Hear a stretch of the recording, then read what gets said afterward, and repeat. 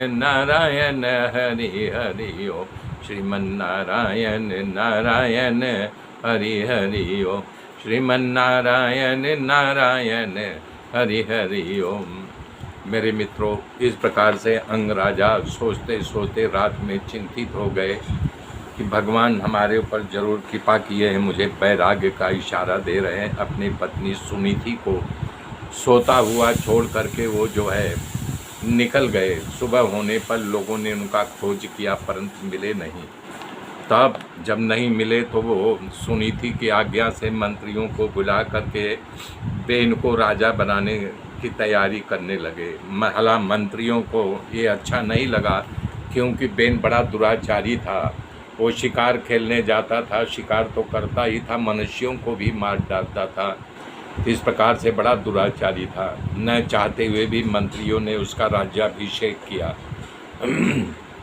जब राजा बन गया तो उसका दुराचार और बढ़ गया। उसने जाहिरात किया, यानी ढिढोरा पिटवाया कि हमारे राज्य में कोई पूजा पाठ नहीं करेगा, कोई ब्राह्मण को दान नहीं देगा, ब्राह्मण भी दान न देगा न लेगा। मंदिरों को तोड़वा दिया, लोगों को गले में जो कंठी माला पहने थे वो भी निकलवा दिया। बोला कि ये हमारे यहाँ कुछ नहीं होगा, अगर पूजा करनी हो तो हमारी पूजा करो, हमारी आरती उतारो। ये सारी प्रजा दुखी हो गई। बोले अब क्या करें? तो संतों ने सोचा कि चलो जो है हमारा राजा जो है भ्रष्ट हो गया है, हम लोग उसको कुछ ज्ञान बुद्धि दे, वो धर्म का नाश कर रहा है। तो बोले कि देखिए महाराज, संतों ने कि आप ऐसा नहीं करो, नहीं तो आपका ऐश्वर्य लुट जाएगा और आपका समाज में जो प्रतिष्ठा है बदनामी होगी। क्योंकि नारायण ब्रह्मा आदि भी नारायण भगवान को पूजते हैं। यज्ञ करने से जीव का कल्याण होता है। आप यज्ञ बंद करवा दिए। ऋषि का वचन सुन करके बेन राजा ने कहा कि आप साधु संतों मूर्ख हो गए हो, पागल हो गए हो। हाँ, ये तो ऐसी बात हुई जैसे उल्टा नारी अपने साथ विवाह किया पर पुरुष को छोड़ करके दूसरे पुरुष से आसक्ति हो जाए। इसलिए तुम लोग असली अन्नदाता मैं हूँ न। अच्छा बताओ, साथ में लिखा गया है कि नहीं लिखा गया है? बोले क्या? बोले राजा सर्वदेव भव, राजा में सारे देवता होते हैं कि नहीं? बोले देखिए राजन, ये बात सही है। बोले क्या? बोले राजा सर्वदेव भव, राजा में सारे देवता होते हैं कि नहीं? बोले देखिए राजन, ये बात सही है, लेकिन आप भगवान नहीं हो। भगवान यानी कि हर के अंदर उनका यानी कि प्रकाश जरूर रहता है, लेकिन तुम भगवान नहीं हो।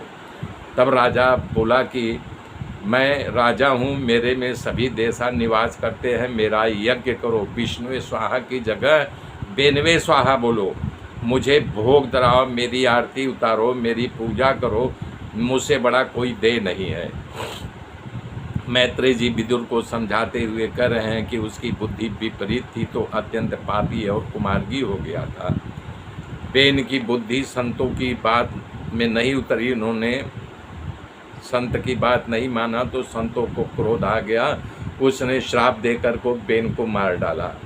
उसका शव भी उसी घर में पड़ा रहा, उसका दाह संस्कार नहीं किया गया। राजा के बिना राज्य में अराजकता फैल गई, चोर लुटारू फैल गए। तब संतों ने सोचा क्या किया जाए, बिना राजा का प्रजा जो है बिगड़ जाएगी। तब उन्होंने कहा अच्छा चलो इसके शरीर का मंथन करें। जंघे और पीठ का मंथन करके पाप को निकाल दिया गया। फिर जब बाहु का मंथन किए तो उसमें से एक नर नारी का जोड़ा निकला। पृथु भगवान और चर्ची देवी जो साक्षात लक्ष्मी की अवतार थी, उसके बाह में से प्रकट हुई तो अवतार लिया। तब ऋषियों को खुशी मिली, भगवान पृथ्वी की स्तुति करने लगे, उनका जय जयकार होने लगा। सभी सूद मगध भाट महाराज की स्तुति करने लगे और पराक्रमों की चर्चा करने लगे। तब पृथु महाराज ने कहा ऐसा मैंने क्या काम कर दिया है, तुम लोग हमारी जय जयकार कर रहे हो? अभी तो मैंने कुछ किया ही नहीं, आप मेरी प्रशंसा क्यों कर रहे हो? अगर प्रशंसा करना स्तुति करनी हो तो भगवान श्री हरि की करो न। पृथु महाराज कह रहे हैं कि लाज शर्म वाले मानव से कोई भूल हो जाए तो सबके सामने जाहिरात करो तो बड़ा दुखी हो जाता है, उसको लगता है मैं धरती फट जाए उसमें गड़ जाऊं। पृथु महाराज भगवान का अंशावतार है, इसलिए लोग बोल रहे हैं आज भगवान के अवतार है, इसलिए मैं आपकी स्तुति कर रहा हूँ। मेरे मित्रों मेरे साथ बने रहिए, आगे की गाथा कल जोड़ूंगा। तब तक के लिए जय श्री राम, जय श्री राम, जय श्री राम।